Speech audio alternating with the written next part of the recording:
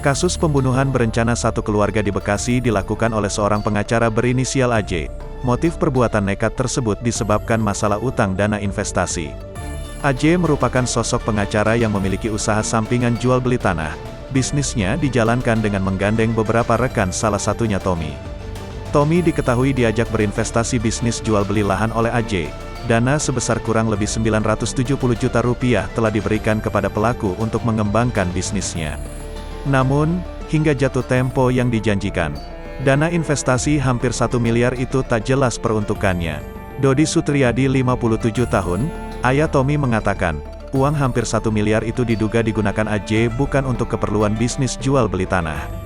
Ternyata kalau informasi dari polisi yang diterima, uang itu tidak dibelikan atau tidak dijual belikan tanah tapi dipakai untuk foya-foya sama dia dan teman-temannya, kata Dodi. Pelaku percobaan pembunuhan berinisial AJ merupakan sahabat karib sejak di masa kuliah dengan korban Tommy, warga perumahan Harapan Indah, Kota Bekasi. Menurut Dodi, tindakan yang dilakukan AJ dan teman-temannya diduga hendak melakukan percobaan pembunuhan. Sebab, keenamnya datang dengan membawa sejumlah senjata seperti alat setrum, golok, airsoft gun, serta tali.